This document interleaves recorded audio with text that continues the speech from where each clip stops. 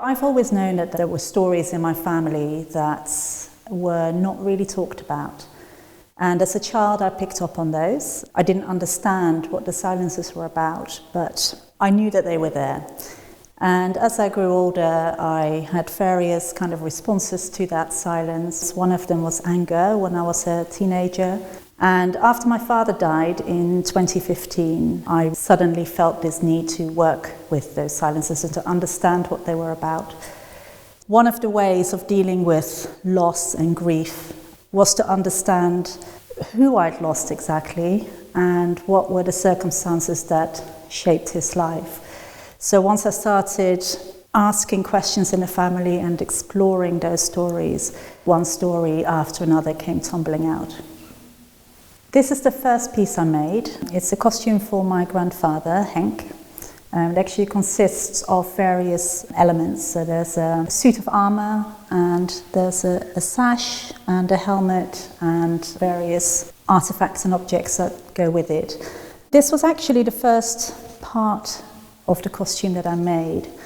And it's based on the loincloth that my grandfather had to wear during his time working on the Burma railway line as a prisoner of war. So having done research and having made the loincloth, I then decided that my grandfather didn't have anything to protect himself. He was literally shoeless, clothless. He just had this to wear. So I wanted to make him a coat of armour to protect himself with. So that was the starting point for this idea.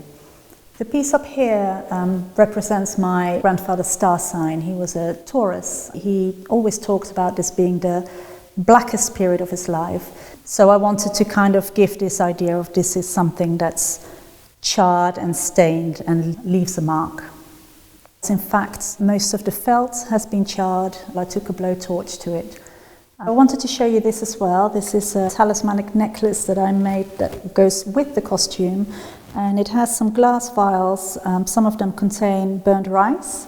This one contains charred eggshells, and that refers to a time when my grandfather was put in the death tent. And whilst he was in a coma, a doctor who was a fellow prisoner of war, Dr. Kuipers, he managed to get hold of 2 eggs, and he saved them, put them aside for my grandfather, so that when he came out of his coma, there were these 2 eggs waiting for him. And he talked about those eggs quite a bit, especially later on in his life. And to me, they just represent a new start. One of the things I wanted to do is to give my grandfather protection, posthumous protection. So the idea of an armour arose. And I actually did quite a bit of research into if there was any armour on Java at all, which is where he was from. And I couldn't find any evidence. So I actually started looking at Japanese samurai outfits, because my grandfather's obviously been severely impacted by his time in a Japanese prisoner of war camp. And all throughout his life, he actually rejected Japanese cars, Japanese radios, Japanese TVs, etc., etc. So even though he rejected it, it was very much part of his daily experience in life. So I've hung it with charcoal. I've made them by hand, out of pine and out of oak. And I chose it because some of the stories that my grandfather told me about his survival was related to charcoal. One of the occasions was suffering from dysentery. He heard the voice of his mother say to him, "Eat charcoal." So he managed to get his hands on some charcoal from the fire, and that stopped him from dehydrating and helped save his life. This piece here, embedded in the chest, is a ship's compass holder. It contains grains of rice that I've charred at the same time as making the charcoal when he was severely ill in his prisoner of war camp, where he spent 3.5 years. He was given scraps of burnt rice, and again, it's something that helped him turn a very difficult corner, and it helped him to survive. So that was very important for me to include. And it's sitting kind of in a place where his heart is, and it's in a ship's compass holder, which represents both his professional career as a Marine and also his journey to the Netherlands. So this ancestral healing costume is for my great-grandmother. Her name was Tumpek, and she was also known as Sadira. And she was my grandfather's mother, and in the gallery she faces him directly. My great-grandmother, I don't actually know an awful lot about her other than her name. She was what was known as a nyai. Our word for that is a concubine. All I know is that she was indigenous, she was Javanese, and at some point in her life, she was probably quite young, she ended up in the household of my great-grandfather, who was Dutch, or possibly Dutch-Indonesian, I'm not entirely sure. And she became his housekeeper. That also meant she ended up sharing his bed. Whether that was voluntary or not, I don't know. It was a very much embedded part of colonial life, because there was a shortage of women in colonial Dutch Indies. Native women would end up being almost kept by European men.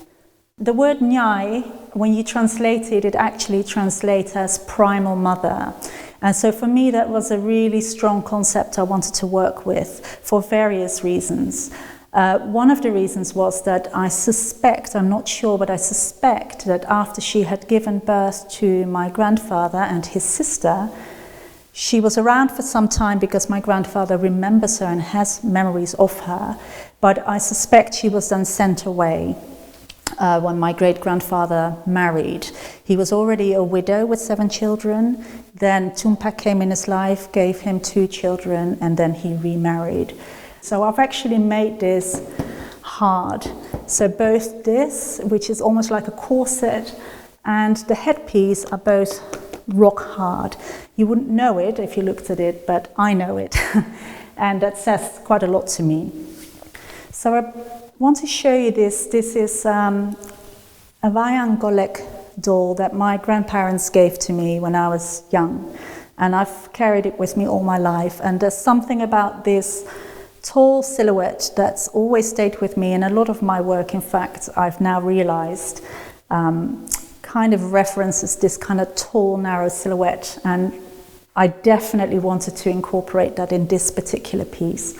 The word wayang comes from a word that means shadow, and the root of that word comes from the word for ancestor. So to me, that just kind of was all the little dots connecting up, and it was important for me to include that as part of the representation of my great-grandmother. It speaks quite powerfully to me as a woman, obviously having to, leave your children against your will potentially. The other reason it speaks powerfully to me is because in many people like myself, I'm a 3rd generation Indo, and so that means mixed origin, Indonesian and Dutch. And for many people like myself, we have a nyai, a concubine, in our lineage. So to me, and to many people like me, the nyai represents the mother of a whole new race. So for me, I wanted to give her that dignity and restore her to that kind of rightful place in our lineage. This piece of work I made for my father. It's really what started the whole idea for this exhibition. When I first had the idea, it arose out of a real need rather than a want. This was my way of processing my grief for my father, who had died the year previously. This is actually the last costume I made in the whole series of work. One reason is because it was hard for me to make it, so I kind of kept putting it off. Another reason is that actually my mother and my sister were involved in making it with me. The piece itself is based on my father's judogi, which is a judo costume. My father was big time into judo when I was a child and a teenager, and he got as far as the brown belt before he had an injury and he was prevented from getting his black belt. So I actually made him a black belt as my little gift to him, and it was made partially with my father's hair. So this is his hair, which I've incorporated into it. And he knew that I was going to use his hair. He never asked me what exactly I was going to do with it, and I wasn't sure. But when he was diagnosed with leukemia, at some point, due to the medication, he started losing his hair, and he decided to have it cut off I asked for it and he said, yeah, sure. And I said I would do something with it, but I didn't know what. And that's what it ended up being, it being part of his black belt. My mother and my sister were part of making this costume. They helped with the lining of it, which is made up of my father's shirts. My father had quite a drastic clothes sense and wore many very loud shirts and mismatched colours. And at some point during this process, I asked my mother if I could use some of his shirts, and she went through the ones that she was happy to let me have. She sent them to me, and I then spent time taking them all apart, literally unstitching them, unpicking them, and tearing them up. And then I reassembled them into what became a very large, abstract kind of painting almost. I pinned them all in, and I sent that cloth to my sister and my mother, who then spent a week stitching it all together. And I asked them specifically to respond with their stitching, to stitch freely and to respond to the patterns that were emerging. And they did. And that was a lovely part of it for me, which I hadn't anticipated. The whole idea of a healing cloth was, for me, it meant something.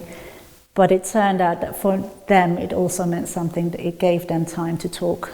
My father was a motorcyclist, and I used to sit in the sidecar next to him, and if he saw something of interest that he wanted me to have a look at, because we couldn't communicate, he would just hit me on the helmet and try and get my attention that way. So whenever I see a helmet, that's the association I have. The other association for me is one of protection, of course, and for me, this represents him having to protect himself against the trauma of his father and his mother. This body of work is called Rituals, and although it's not a costume, I decided to include it into the exhibition overall because these small pieces actually became a big part for me of the whole practice of creating this body of work. Each shelf roughly relates to a costume, and before I started making a costume, I would take some time to make these small objects. That was partially in a way to kind of focus my attention. I had a practical purpose of trying out different techniques and playing with shape and colour. And actually what happened after a while of doing this, it just became a really necessary part for me to just process things. So the costumes themselves tell the stories of my ancestors, and these objects almost tell the story of what was going on inside me. When I had the benefit of a bit of hindsight, is that the process that I went through of creating all these costumes, punctuated by making these small pieces, was a grieving ritual. And some of these objects actually went in my father's coffin as well. So these objects became quite important in my whole process, and whilst I was making them, I actually started making these when my father was ill, and that was just pure manual therapy for me to process what was going on.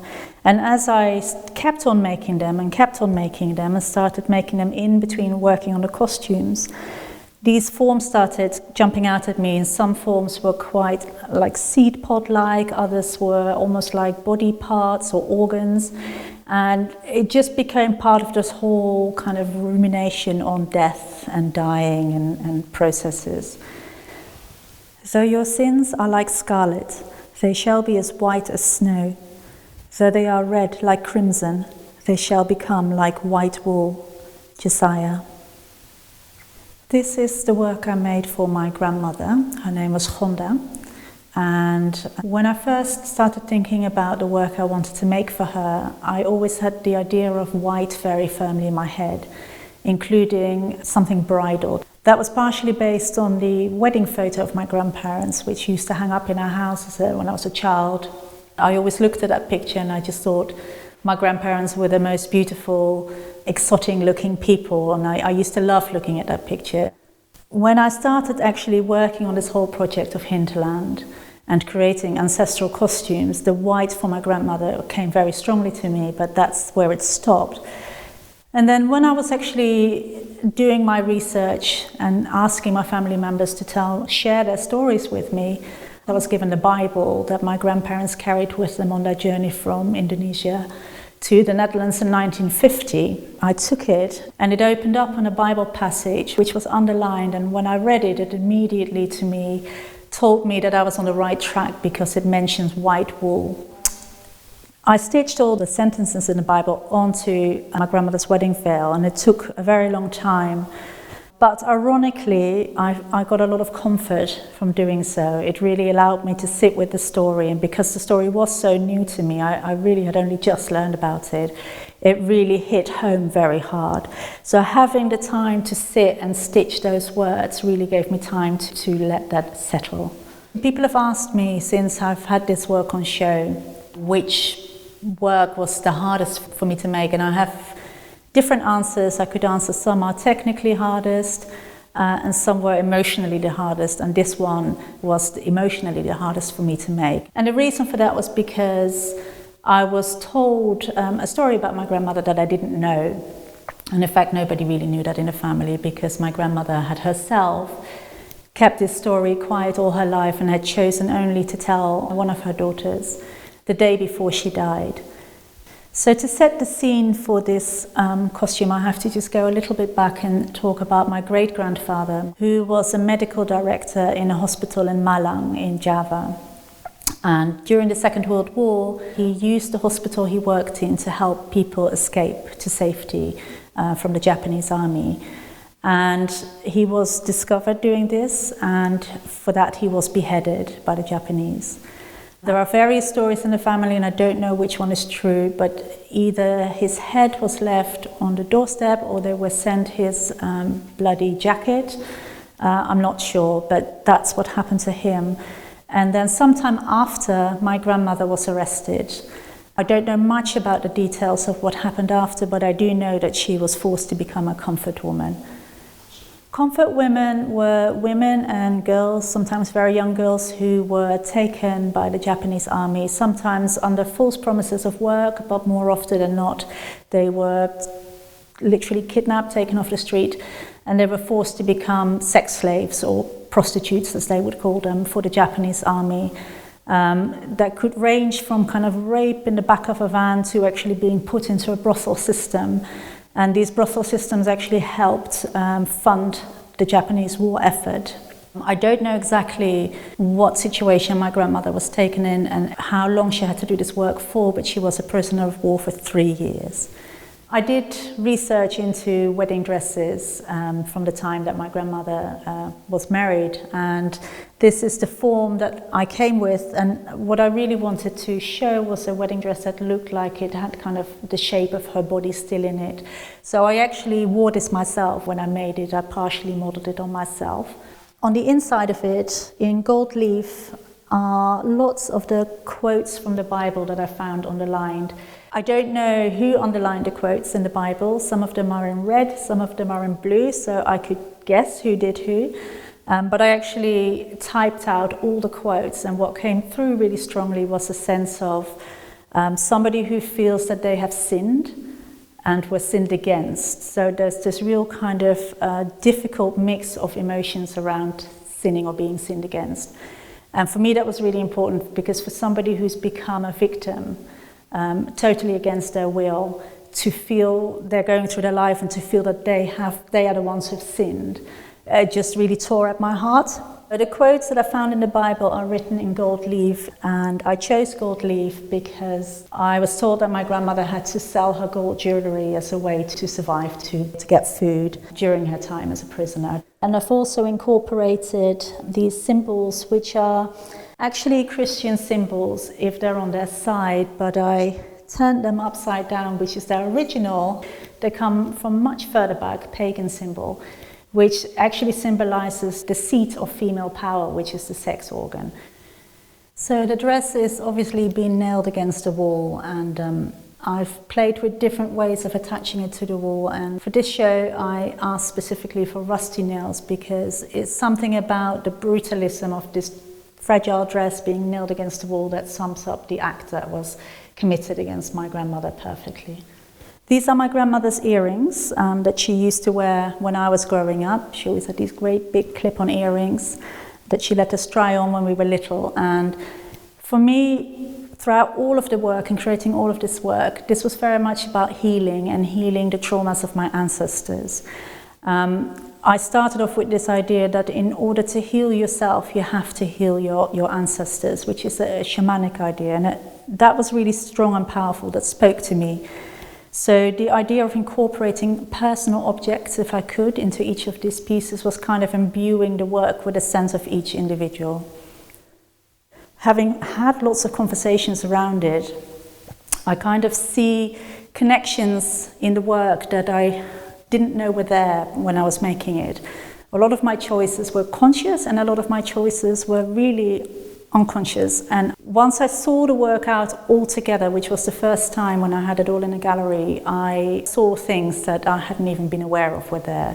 What was really remarkable was people's emotional response to what were very personal stories to me, but somehow there was a universality in all of that, and people were able to share some of their own stories, or start asking questions about the silences in their families, and out of that came this kind of, to me, really apparent need to delve into the past, to explore what our ancestors went through, because it's part of what makes us as individuals.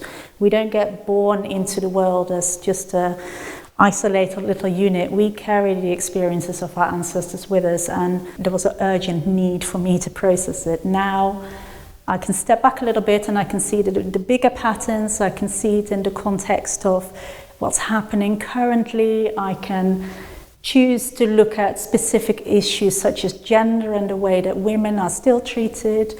I can look at it in terms of race and skin color, and all that discussion that's going on around that. So I kind of feel that even though the stories are really, that they happened in the past, they're still really very much current. And we can learn a lot from that. The other thing that occurred to me is that before I kind of wanted to heal myself through healing my ancestors, and now I feel it's subtly changed into wanting myself to be a good ancestor. I want to make sure that the stories aren't lost, but the trauma is released. I've transferred it into the medium of wool, and wool is beautiful in that sense, is that it can hold memory, literally it can hold shapes. These traumas are sitting indefinitely in these pieces, so for me the question now is, what am I going to do with the pieces in the long term?